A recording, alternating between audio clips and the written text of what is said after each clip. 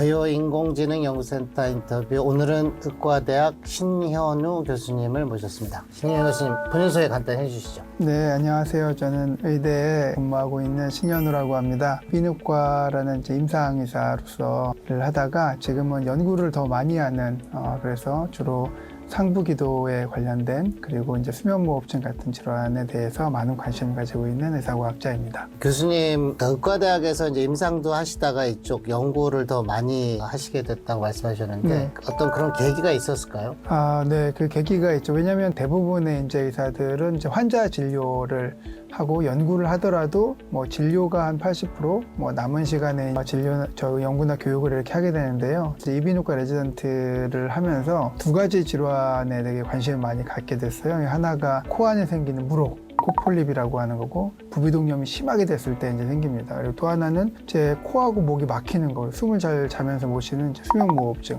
두 가지가 이제 연구를 하면 재밌겠다 싶어가지고 제가 이제 전문연구요원이라는 길을 택하면서 전일제 박사 과정을 이제 들어가게 됩니다. 그래서 의과대학 양리학 교실에서 저산소증을 연구하시는 교수님 밑에서 한 5년 정도 전일제로 연구를 하게 되었고, 그러다 보니까 연구를 좀 더 많이 하는 그런 의사도 저하고 맞는 것 같다, 이제 그런 생각을 하면서 지금 이렇게 한 10년 이상 계속 연구를 더 많이 하는 의사로 살아오는 것 같습니다. 수면 그리고 수면 무호흡증 말씀해 주셨는데 조금 더 구체적으로 교수님이 연구하시는 이 주제가 어떤 건지 조금 설명해 주실 수 있을까요? 네, 방금 말씀하신 것처럼 그거를 굳이 아주 정확하게 표현하자고 하면 상부기도 폐쇄 질환, 요거 이제 관심을 갖고 있는 연구실입니다. 그럼 상부기도는 뭐냐, 이렇게 후두, 발성, 목소리 내는 이 부분부터 코까지가 이제 상부기도입니다. 요 아래로 폐까지는 하부기도죠.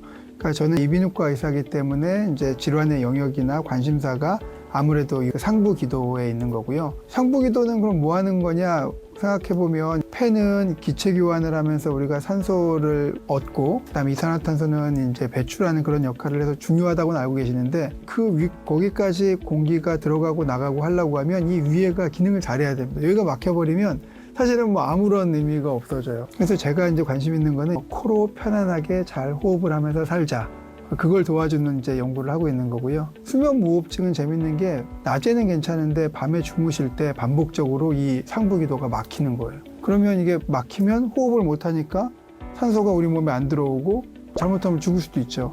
정말 이제 무호흡이 길어진 아주 심한 분들은 주무시다가 돌아가시기도 하는 거죠. 그래서 깨어 있을 때는 우리가 이제 머리에 호흡 신호도 잘 나오고 근육의 긴장도도 높아서 괜찮은데, 잠을 자게 되면 이제 그때는 기도가 제대로 열리지 않으면서 이제 무호흡이 생기고, 그러다가 무호흡이 심해지면은 머리에서 이제 더 이상 안 되겠다, 일어나라.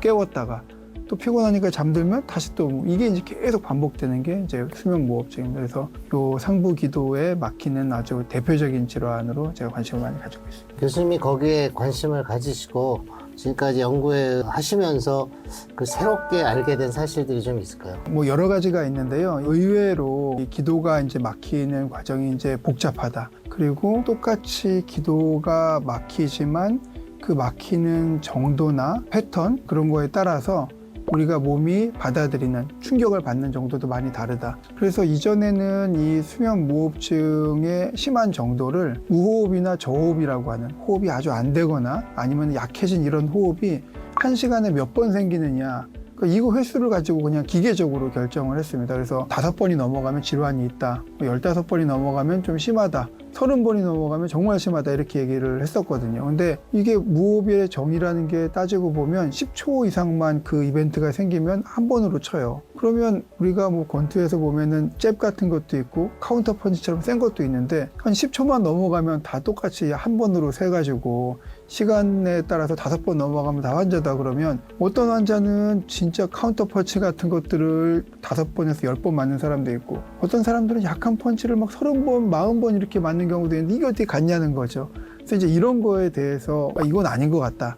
그래서 이걸 어떻게 하면은 좀 우리 몸이 정말로 손상을 입거나 충격을 받는 정도에 비례하는 걸 맞춰볼까, 이런 걸 하다 보니까 수면에 대해서 우리 몸의 어떤 반응을 측정하는 수면다운 검사, 이런 어떤 수면을 평가하는 방법에 대해서 재정립을 해야겠다. 그래서 그거를 계속 탐구하다 보니까 신호가 너무 복잡하고 많고 우리 몸이 하나의 개체로서 연결되어 있기 때문에 뇌파도 봐야 되고 심전도도 봐야 되고 다리 움직임, 가슴배 움직임 이걸 이제 다 보다가 이거는 도저히 사람은 할 수 없다. 이거를 이제 인공지능의 힘을 빌어서 좀 제대로 평가해 보자라고 하면서 사실은 이제 여기까지 오게 된 것 같습니다. 중요한 것은 어떤 수면 상태에서의 그 기도가 막히는 그러한 것을 어떻게 정량적으로 정확하게 우리가 맞습니다. 예측하고 할 수 있느냐 하는 것을 이 AI 방법까지 동원해서 하시는 것으로 이해를 하고 있는데, 질문드리고 싶은 것은 이게 결국은 실제로 환자들에서 일어나는 현상을 보셔야 되잖아요. 그러니까 사실은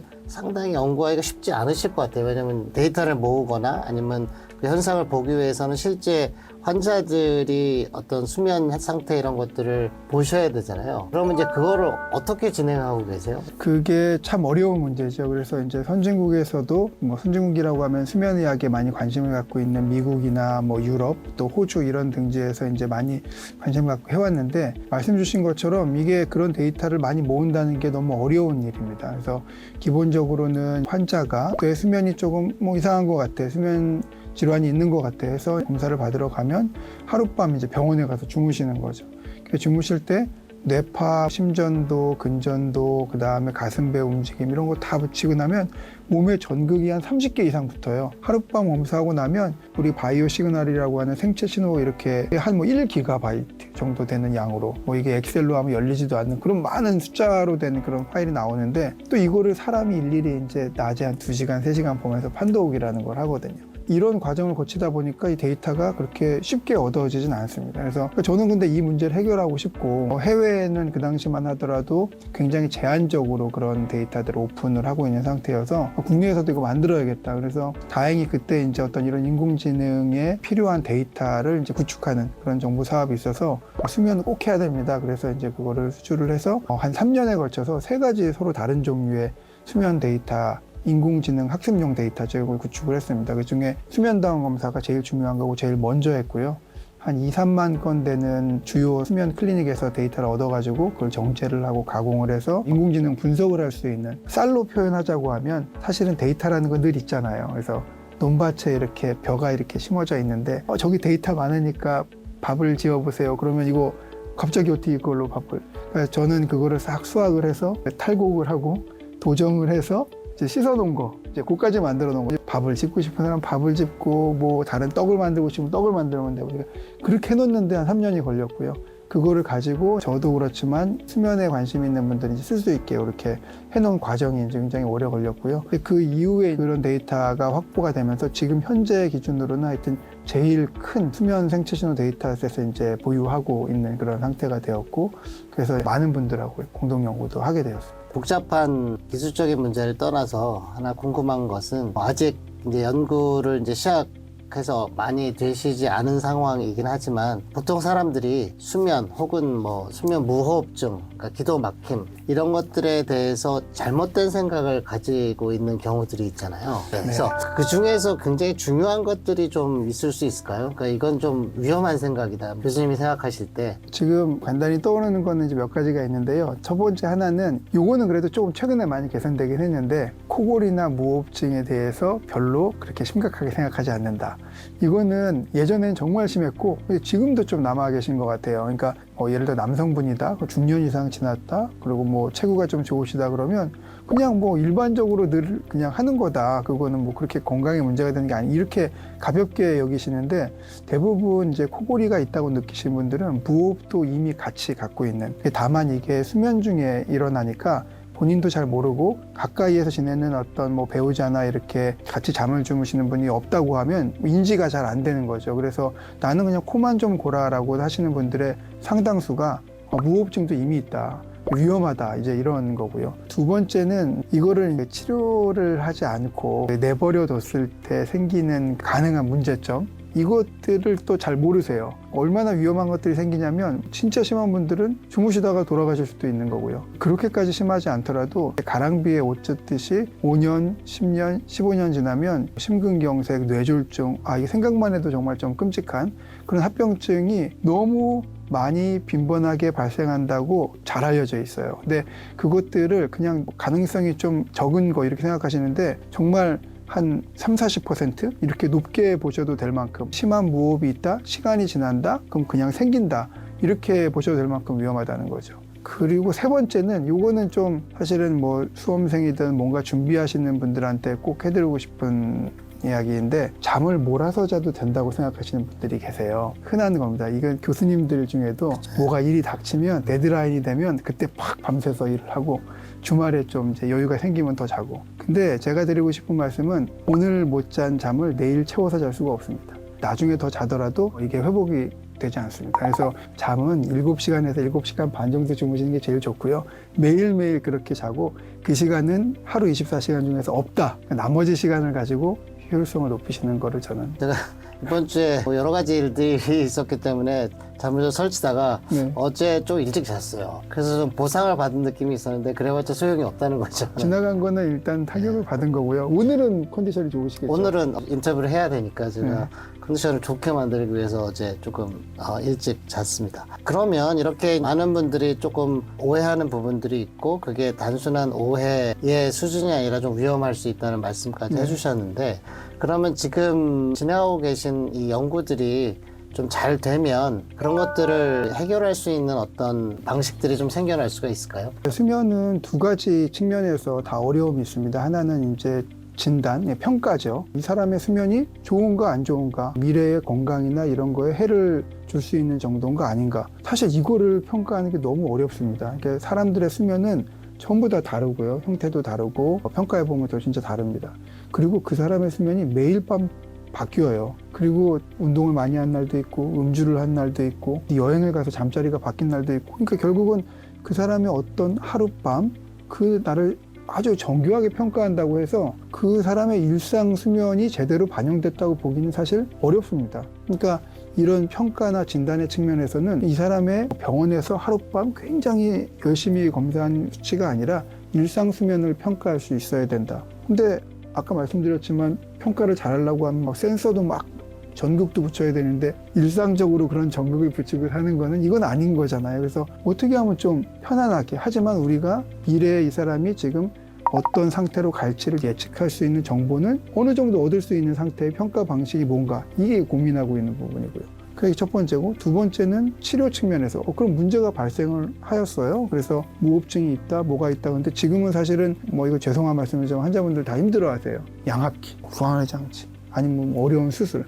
이게 뭐 하나도 이렇게 좀 만족스러운 게 없으니까 이런 것도 해결을 해야 되는 거고 또 그런 것들을 어떤 의료기기 같은 것들을 활용하는 측면에 있어서도 지금은 너무 좀 아날로그 스타일이다. 그러니까 좀 지금 이런 뭐 챗GPT라든지 인공지능 시대에 어울리지 않을 만큼 그런 수준에 머물러 있다는 거죠. 이거를 많은 데이터와 어떤 이런 인공지능 기술로 좀 개선을 해보자. 그래서 두 가지 진단, 평가라고 하는 부분을 치료 어떤 그 의료기기를 개발해서 새로운 모드에서 작동을 시켜서 의료기기도 한 단계 좀 도약을 해야 된다. 이제 이런 것들을 하기 위해서 많이 노력을 하고 있습니다. 교수님께서 하시는 연구가 수면 그리고 무호흡, 기도 막힘 이런 인체에서 일어나는 현상에 대한 연구이지만 이제 그거를 제대로 하기 위해서 신호 분석이라든지 분석 방법으로의 통계적인 방법 이런 네. 거를 하셔야 되기 때문에 다른 분야의 분들하고의 이 공동 연구와 협업이 굉장히 중요할 것 같은데 특히 이제 뭐 저희 바이오인공지능센터에 들어오셔서 같이 하시는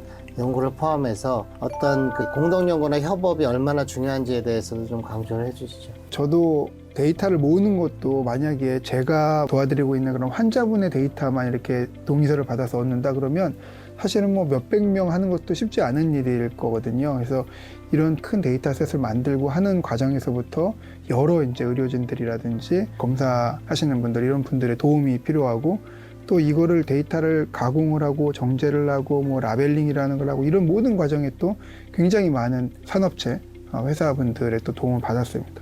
또 이거를 또 활용하는 측면에서도 보면 제가 어떤 이 수면과 관련된 또 질환을 보고 그 영역에서의 전문가라고 하지만 또 이런 데이터들의 많은 데이터들을 한꺼번에 잘 분석해 본 경험이 많이 있는 분들. 저는 이제 저희 사업단에도 있지만 데이터 사이언스 대학원의 김영신 교수님 연구실과 많이 협업을 하는데요. 다행히 그 연구실에서도 많은 학생들이나 연구자들이 수면에 관심을 갖게 돼서 진짜 굉장히 뭐 다 합치면 20명이 넘는 그런 사람들이 같이 노력을 하고 있는데 그렇게 협업을 하게 되니까 속도가 더 빠른 거죠. 그리고 관심 있는 게 여러 여러 개인데 저는 이제 제 혼자 하면은 그거를 뭐 그 중에 하나만 뭐 기껏해야 이렇게 할 수 있는데 동시에 여러 주제들을 중요한 것들을 함께 할 수 있다. 속도도 나고 연구의 깊이도 깊어지고 또 그러다 보니까 이제 좋은 성과도 나오고 그래서 그건 참 좋은 일이고 이런 것들이 사실은 수면이나 수면무호흡증 이런 것뿐만 아니라 의료의 모든 분야가 앞으로 발전할 수 있는 큰 계기가 되지 않을까 생각을 합니다. 요새 이제 임상을 많이 하지는 않으신다라고 말씀하셨는데 제가 한 가지 궁금한 것이 있습니다. 그게 뭐냐면 챗 GPT를 포함해서 뭐 이러한 방법론들이 많이 발전을 하면 어떤 의학적인 진료 이런 것도 그런 AI가 할 수 있다.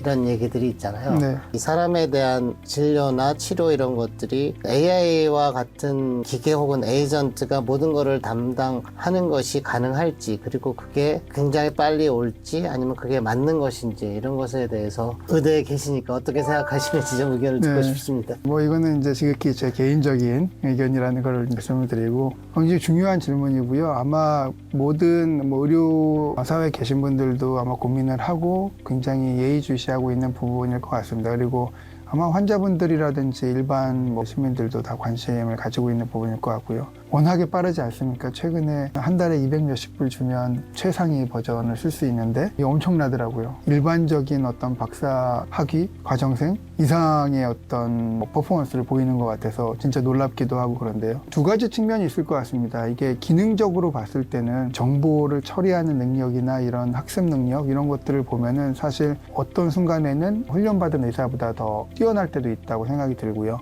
그렇기 때문에 순간순간 그런 의료진의 판단을 보조하는 걸로서는 앞으로 진짜 엄청나게 많이 혜택을 입을 수 있고 도움을 받을 수 있을 거라고 생각을 합니다. 두 번째 문제가 이제 책임에 대한 이슈입니다. 그래서 사실은 이제 완전 자율주행 기술적으로는 거기까지 갔다고 하더라도 마지막에 남은 부분이 그런 법적인 이슈가 이제 큰 허들인데 그래서 어쨌든 앉아 있어라. 핸들을 잡아야 된다. 뭐 이런 식의 이제 법적 책임을 아직은 사람한테 부여하기 위한 장치들이 마련이 돼 있는데 언젠가 이게 넘어설 수도 있을 것 같습니다. 언제 넘어서느냐 이런 것들은 여러 가지 가치 판단이 들어갈 텐데요. 아마 그거보다 의료 쪽은 더 늦게, 더 더디게 가지 않을까 생각은 하지만 결국은 누군가 이제 책임을 져야 되고 만약에 인공지능이 어떤 특정한 영역에서라도 의사나 의료진의 결정을 완전히 대체할 수 있다고 하면 이제 의사들이 전문가들이 검증을 해가지고 얘는 괜찮다고 하면 얘가 판단한 것 중에 미스가 나는 거에 대해서는 누군가 이거를 오케이 해준 정부, 공단이 책임진다. 아니면 보험회사가 책임진다. 아니면은 그 회사가 책임진다. 아니면 그 서비스를 도입해서 제공한 병원이나 의료진이 책임진다. 아니면 공동 책임이다. 어떤 형태로든 합의가 되면 가능할 것 같고요. 그게 뭐 사람도 완벽하지 않기 때문에 사람이 운전한다고 한들 사고가 안 나는 건 아니지 않습니까? 그리고 그게 예를 들어서 10,000대가 주행을 하는데 그러면은 어느 정도의 손실이 발생하고 위험하다. 요거랑 테슬라에서 로보택시라든지 이런 것들이 만들어내는 이게 똑같은 정도의 운행을 했을 때 일어나는 사고의 규모랑 이게 현저히 낮아지는 순간 아마 갈등을 하게 될 겁니다. 그런 순간에는 가겠죠. 아마 의료도 비슷하지 않을까 싶습니다. 언젠가는 그렇게 갈 것 같고 다만 그 과정 중에서 법적 책임에 대한 어떤 사회적 합의 장치가 만들어져야 된다. 저는 그렇게 생각합니다. 상당히 어려운 문제고 이거는 뭐 저희가 분야를 떠나서 저희들이 앞으로 계속 같이 논의할 주제인 것 같습니다. 마지막으로 그냥 개인적인 질문 하나만 더 드리고 마치려고 하는데 여기 이제 인터뷰했던 모든 교수님들한테 제가 이제 여쭤보고 있는데 왜냐하면 저희 센터의 모든 교수님들이 워낙 열심히 연구를 하시는 분들이어서 하루에 7시간, 7시간 반은 주무셔야 되는 것처럼 또 다른 좀 여유를 갖고 하는 일들도 좀 필요해 보이는데 본인께서 여가 시간을 어떻게 보내고 계시는지 궁금합니다. 제가 아직 그렇게 성숙하지는 않아가지고 여유 있게 생활을 한다고 말씀드리기는 좀 어려울 것 같고요. 근데 좀 지키려고 노력하는 것들은 있습니다. 이제 하루 원래 24시간인데요. 사람들이 제일 못하는 게 뭐냐면 제일 중요한 3가지를 시간을 잘 안 씁니다. 자는 거, 먹는 거, 운동하는 거. 사실 24시간이 있지만 저는 이제 한 7시간은 자야 된다. 7시간 빼고 남은 한 17시간 남고요. 또 먹는데 한 30분씩 이렇게 써야 되니까 한 2시간은 이제 써야 됩니다. 그러면 이제 남는 시간이 17시간 또 2시간 빼면 15시간 정도 남는 거죠. 근데 그 중에 또 운동하는 거 1시간은 반드시 써야 된다. 그러면 이제 하루는 24시간이 아니라 14시간인 겁니다. 14시간이라고 생각을 하고 그 시간을 효율성 높이기 위해서 이제 노력을 해야 되는 거고요. 그래서 저는 유일하게 그 다른 거 다 잊어버리고 하는 게 하나가 이제 운동이고, 운동을 하러 갈 때는 되게 힘든데요. 하고 나와서 운동 이후의 시간의 효율은 또 상당히 높아지는 것 같습니다. 그래서 운동하는 게 저는 굉장히 어떻게 보면 이 각박하고 힘들고 지친 가운데 보호받는 시간이다 이렇게 생각하고 있어서, 그거를 이제 좀 우아하게 표현하면 일상에서 여유를 즐기고 있다 뭐 이런 거. 교수님 오늘 말씀 감사드리고요. 나이가 좀 들면서는 어떤 삶이나 이것을 건강하게 지내는 것이 얼마나 중요한 것을 더 느끼게 되는데, 특히 교수님이 오늘 말씀해 주신 연구들이 잘 진행이 돼서 정말 중요한 우리가 그 잠자는 것, 그것에 대한 것들이 잘 될 수 있는 그런 날이 빨리 오기를 기대를 하겠습니다. 그럼 오늘 신유일 교수님과의 이야기는 이것으로 마치도록 하겠습니다. 감사합니다. 감사합니다.